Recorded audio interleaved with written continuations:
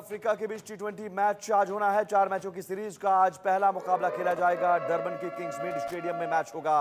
भारतीय समय के मुताबिक रात 8:30 बजे से ये मैच खेला जाएगा। आधा घंटा पहले रात 8 बजे टॉस होगा और पता चलेगा कि टॉस का बॉस कौन बना।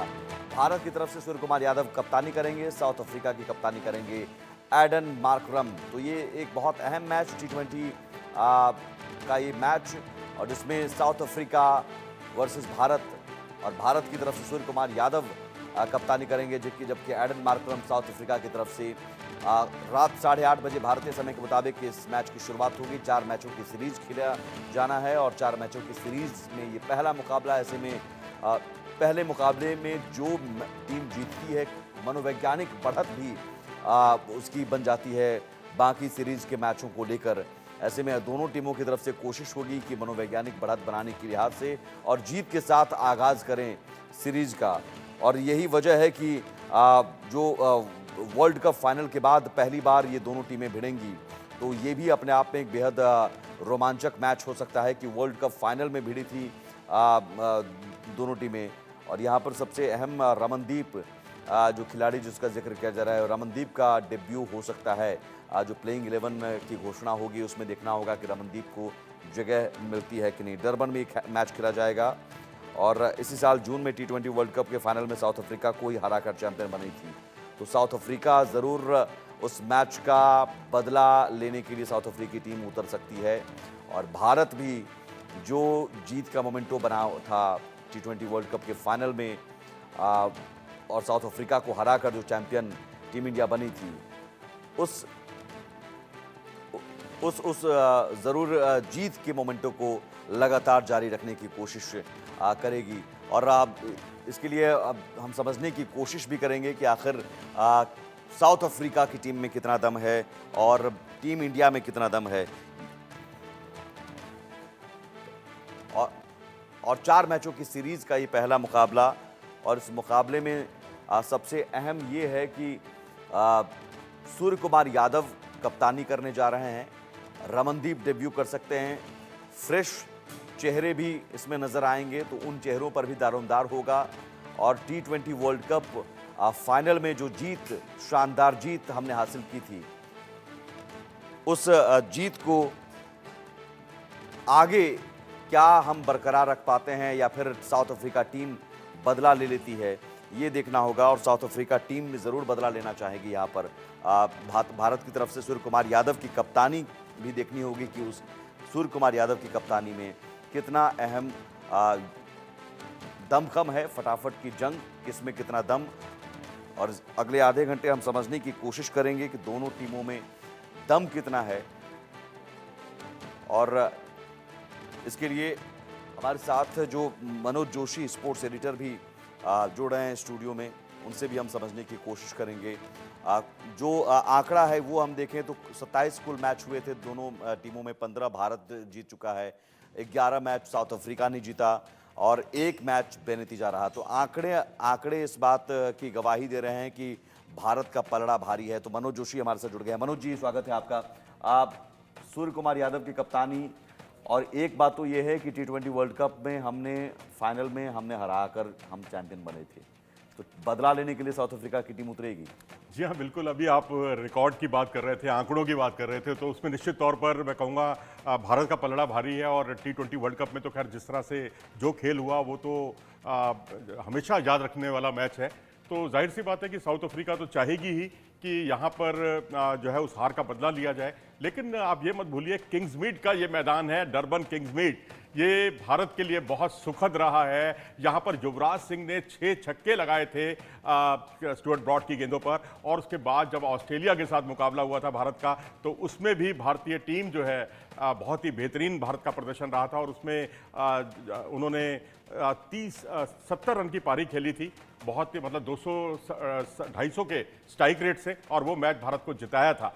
तो वहीं साउथ अफ्रीका का रिकॉर्ड देखते हैं इस मैदान पर, तो बहुत अच्छा नहीं है, सुखद नहीं है। क्योंकि यहाँ पर ऑस्ट्रेलिया ने यहाँ पर इनका क्लीन स्वीप किया था, तीनों मुकाबले किसी किंग्स मीट के मैदान पर साउथ अफ्रीका को हराए थे, तो जाहिर सी बात है कि भारत के लिए काफ़ी उम्मीदें हैं इस मैदान से भी, और अपनी टीम जो, जैसा आपने कुछ युवा खिलाड़ियों का जिक्र किया, तो युवा खिलाड़ियों से भी भारत को काफ़ी उम्मीदें रहेंगी।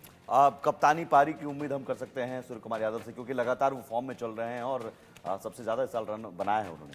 जी हाँ, बिल्कुल। पहले बात तो यह है कि जो उनको इंजरी हुई थी, अब अंगूठे में उनके इंजरी हुई है, क्या वो मैच खेल पाएंगे? पहले बात तो यही है, सबसे बड़ा दिलचस्प पहलू यही होगा।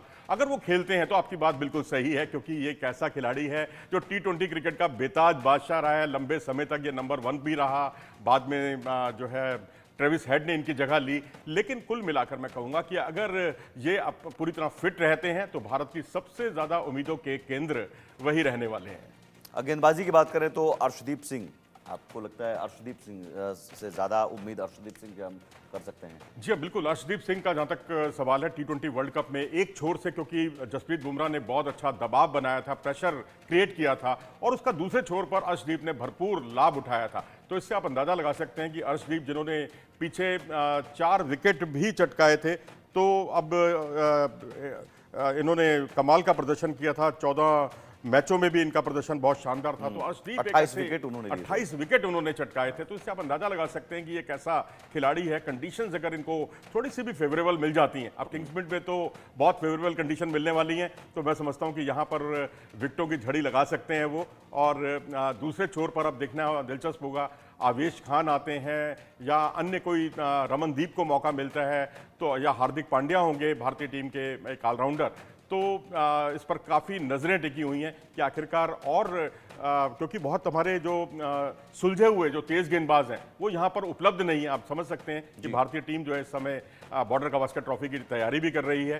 तो यहाँ पर अब कुल मिलाकर अब नज़रें वहाँ भी हैं, इधर भी हैं, लेकिन यहाँ पर T20 वर्ल्ड कप के लिए जो अभी काफ़ी समय है, उसका एक आगाज़ हो गया है, उसकी तैयारी का आगाज़ हो गया है। यहाँ रमनदीप जैसे चेहरों को भी मौका मिल सकता है, ये खबर है, और मौका मिलना भी चाहिए, क्योंकि न सिर्फ बल्लेबाजी बल्कि गेंदबाजी, फील्डिंग में भी उन्होंने कमाल दिखाया है।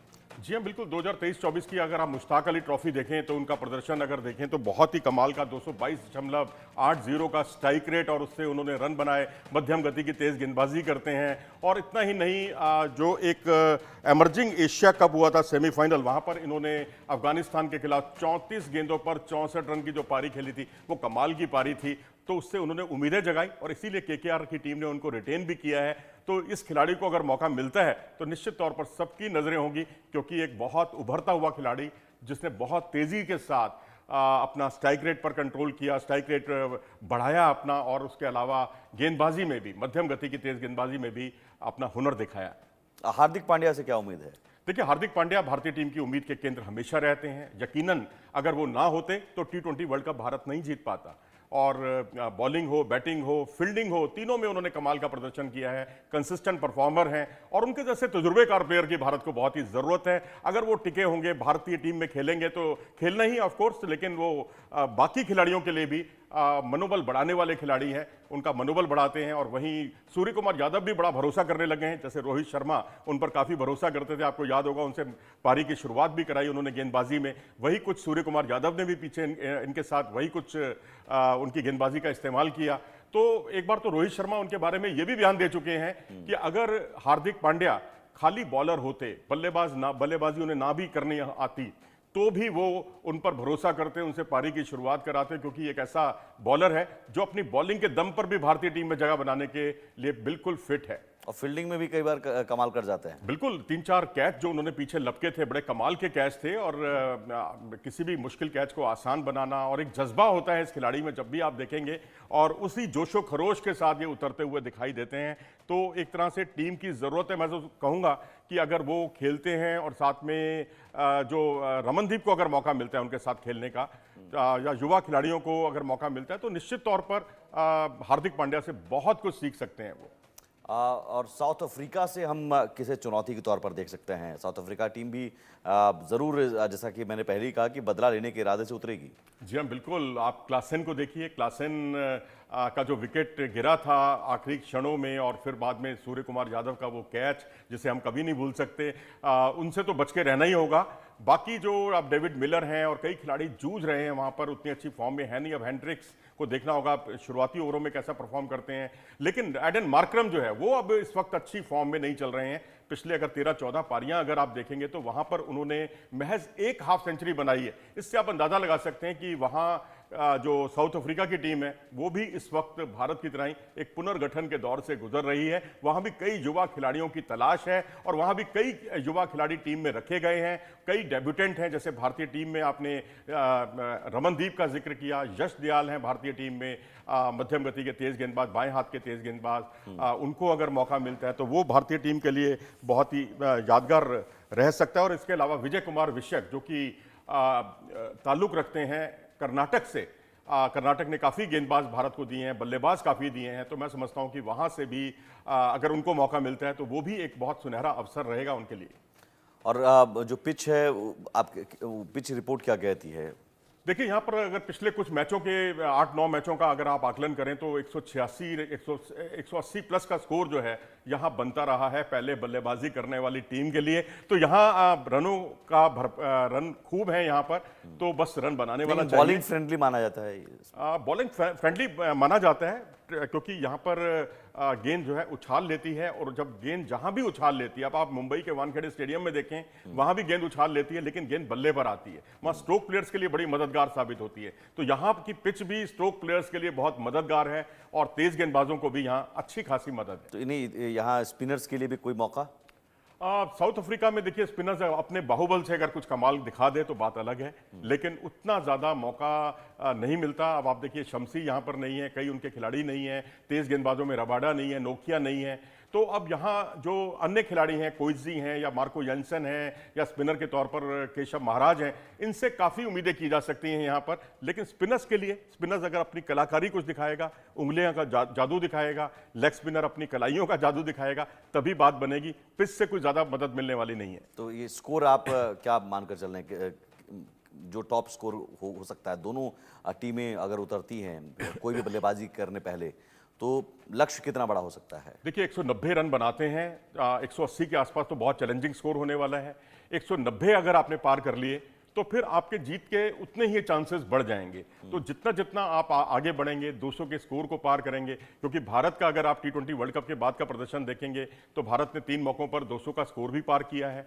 कंसिस्टेंट परफॉर्मेंस भी रहा है, हालांकि 3 मौकों पर हम 150 से नीचे भी रहे हैं, लेकिन 10 रन प्रति ओवर की गति से हमने रन बनाए हैं T20 वर्ल्ड कप के बाद। तो इससे यह जाहिर होता है कि अब हमारी जिम्मेदारी है, क्योंकि हम बिल्कुल अगुआ हैं, T20 वर्ल्ड कप में सबसे आगे हैं, वहां पर हम चैंपियन बने थे। तो उस चैंपियन अब हमसे यही उम्मीद की जाती है कि हम चैंपियन की तरह खेलें। और मैं समझता हूं कि जितने भी बल्लेबाज होंगे, जितने भी गेंदबाज होंगे, अब उनसे यही उम्मीद होगी कि जो चैंपियन का परफॉर्मेंस होता है वही परफॉर्मेंस यहां पर बरकरार रहे। तो रात 8 बजे टॉस होगा, टॉस का बॉस कौन बनेगा ये भी बहुत अहम हो जाता है किसी भी मैच में, कि टॉस भी बहुत बड़ी भूमिका निभा जाता है।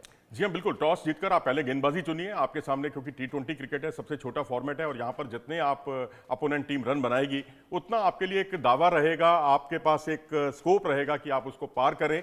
और मैं तो यही कहूँगा कि इंडिया टॉस जीते तो पहले फील्डिंग करें तो उतना ही अच्छा रहेगा। और टीम इंडिया के अभी जैसे आपने खुद कहा कि ओपनिंग को लेकर भी कई सारे प्रयोग हुए हैं, ओपनिंग को लेकर कुछ नया प्रयोग आप देख पा रहे हैं या फिर कुछ नए चेहरे उतारे जा सकते हैं? देखिए, संजू सैमसन और अभिषेक जो हैं वो हमारे पारी की शुरुआत करते हुए आपको दिखेंगे, क्योंकि संजू सैमसन ने आपने देखा होगा कि T20 फॉर्मेट में राजस्थान रॉयल्स के लिए खूब रन बनाए हैं। पिछले दिनों उन्होंने धाकड़ पारी खेली थी, बहुत ही कमाल की पारी थी उनकी, और वहाँ उन्होंने सेंचुरी भी बनाई। इसी तरीके से आप अभिषेक को देखें तो उन्होंने 36 गेंदों पर सेंचुरी बनाई थी हरारे में जिम्बाब्वे के खिलाफ। तो अब जब युवराज सिंह ने इसी मैदान पर, मैं आपको याद दिला दूं, थोड़ा सा मैं पीछे आपको ले जाना चाहूंगा, कि जब उन्होंने सेंचुरी बनाई, यहाँ पर शानदार पारी खेली थी, 6 छक्के लगाए थे, ऑस्ट्रेलिया के खिलाफ 70 रन की पारी खेली थी, तब अभिषेक जो है उनके जो स्टूडेंट हैं, युवराज के ही स्टूडेंट हैं और उनके मेंटोर भी हैं वो युवराज सिंह। तो तब ये इनकी उम्र महज 7 साल की थी। तो इससे आप अंदाजा लगा सकते हैं 7 साल के बच्चे से उन्होंने जो सीखा युवराज सिंह से और यहाँ तक पहुँचे हैं। अब उनकी दिली इच्छा है जो उन्होंने व्यक्त भी की है एक मौके पर, उन्होंने कहा है कि मैं भी चाहता हूँ कि युवराज सिंह जैसा बनना और उनकी तरह छक्के लगाना, और वो सनराइजर हैदराबाद की तरफ से कई मौक़ों पर इसे दिखा भी चुके हैं। अब बारी है किंग्स मीट के मैदान पर अपने गुरु की जो छत्र छाया में जिस तरह से वो पले हैं, बड़े हैं, और वहां पर वो उतना बड़ा स्कोर करना चाहेंगे। गुरु का रिकॉर्ड तोड़ सकते हैं या बराबरी कर सकते हैं? देखिए, जिस तरह से इन्होंने ट्रेविस हेड के साथ जो रनों का अंबार लगाया था सनराइजर्स हैदराबाद की तरफ से, उसको देखते हुए तो उम्मीद जगती है कि इनमें सारी खूबियां हैं जो युवराज सिंह के पास थी। बस ये है कि पारी को लंबा खींचना इन्हें थोड़ा अभी सीखना होगा, क्योंकि एक सेंचुरी है इनकी। कंसिस्टेंट कितना रहते हैं, यही संजू सैमसन के ऊपर है कि कितना कंसिस्टेंट रहते हैं। संजू सैमसन भी उतने कंसिस्टेंट नहीं है जितने होने चाहिए, हालांकि लेकिन दोनों की जो सेंचुरीज थी वो उसने एक तरह से नई इबादत खड़ी की, नई उम्मीद जगाई भारतीय टीम के लिए। तो हार्दिक पांड्या हालांकि एक भरोसेमंद नाम इस लिहाज से है क्योंकि मिडिल ऑर्डर में जब आते हैं वो जब अगर सुबह टॉप ऑर्डर अगर बिखरता है तो अगर हार्दिक पांड्या मिडिल ऑर्डर में है तो भरोसा रहता है कि नहीं ठीक है, अभी हम स्कोर कर सकते हैं या फिर लक्ष्य का पीछा कर सकते हैं। चौथे या पांचवें नंबर पर उनको उतारा जा सकता है। हाँ बिल्कुल, क्योंकि बीच में तिलक वर्मा आएंगे, क्योंकि तिलक वर्मा को बीच में भारतीय टीम में बांग्लादेश के खिलाफ रखा गया था लेकिन मौका नहीं मिला, क्योंकि और शिवम दुबे की जगह पर इनको मौका मिला था लेकिन प्लेइंग 11 नहीं मिल पाई थी। तो पहले तो मैं समझता हूँ तिलक वर्मा का ही नंबर आएगा, क्योंकि वो एक ऐसे खिलाड़ी हैं, कंसिस्टेंट परफॉर्मर हैं, पर उनके साथ भी दिक्कत है कि पारी को बहुत लंबा नहीं खींच पाते। तो मुझे लगता है ये एक लर्निंग एक्सपीरियंस होगा भारतीय खिलाड़ियों के लिए। ताबड़तोड़ अंदाज हर एक के पास है, आपके टॉप ऑर्डर के बल्लेबाजों के पास, लेकिन पारी को लंबा खींचना ये भी एक बहुत बड़ी आर्ट होती है। मैं समझता हूँ इस दौरे में ये सब खिलाड़ी ये जरूर सीखेंगे। और उसके बाद आप पांचवें नंबर पर आप देख सकते हैं हार्दिक पांड्या को, क्योंकि सूर्य कुमार यादव नंबर 3 पर और नंबर 4 पर मैं समझता हूँ तिलक वर्मा और नंबर 5 पर हार्दिक पांड्या आएंगे। फिर आपके पास रिंकू सिंह हैं, सभी विस्फोटक बल्लेबाज हैं। और आप देखिए, मुझे आश्चर्य नहीं होगा कि 10 रन प्रति ओवर की गति से अगर भारतीय टीम रन बनाए इस